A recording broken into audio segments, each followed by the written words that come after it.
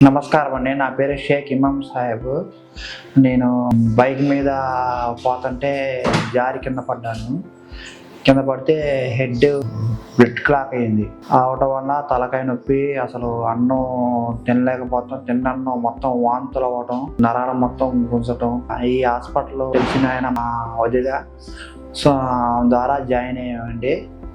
ఈ యాజమాన్యానికి వచ్చిన తర్వాత నాకు అసలు 16 గంటల్లోనే మొత్తం రికవరీ అయిందండి. అసలు నాకంటే ఎక్కువ ఆలోచిస్తున్నారండి. అసలు లెక్క ప్రకారం పేషెంటే మన గురించి మనమే ఆలోచించుకోవాలి, అలాంటిది సిస్టర్లే ఎక్కువ ఆలోచిస్తున్నారు నా గురించి. నాకు అదే ఆశ్చర్యం వేసింది. ఇక్కడ ఉన్న ఫెసిలిటీ అన్నీ నెంబర్ 1 ఉన్నాయి. అసలు ప్రతి సెకండ్ కూడా, ప్రతి నిమిషం కూడా వాళ్ళ కేర్ బాగుంది. అసలు పలకరిస్తున్నారు, పద్ధతి కొట్టున్నారు. అసలు నాకు ఈ హాస్పిటల్లో కాకుండా ఇంట్లో ఉన్నట్టుంది నాకు ఇక్కడ. అసలు పోతుంటే నాకే ఒక రాకు ఉంది. అసలు ఎలా బుద్ధి కావట్లేదు.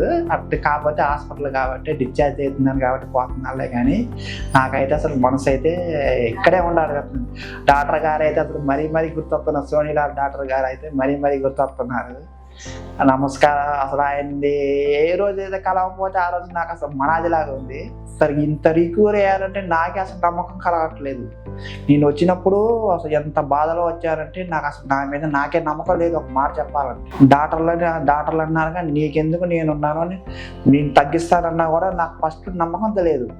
ఇప్పుడు పోతుంటే అసలు నేను పేషెంట్నా అన్నట్లా అసలు ఎట్టున్నానో నెంబర్ 1 ఉన్నాను. అట్లా అంత ఇదిగా ఉన్నాను. నేను ఒక పేషెంట్ లాగా కాకుండా ఒక సొంత ఫ్యామిలీ మెంబర్గా కలుపుకున్నారు.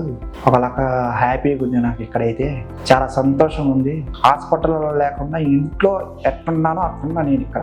నన్ను చాలా బాగా చూసుకున్నందుకు లతా హాస్పిటల్ యాజమాన్యానికి, సోనీ నారాయణకి, అందరికీ, స్టాఫ్ వాళ్ళందరికీ నా కృతజ్ఞతలు తెలియజేస్తున్నాను. వాళ్ళకి హృదయపూర్వక ధన్యవాదాలు తెలియజేసుకుంటున్నాను.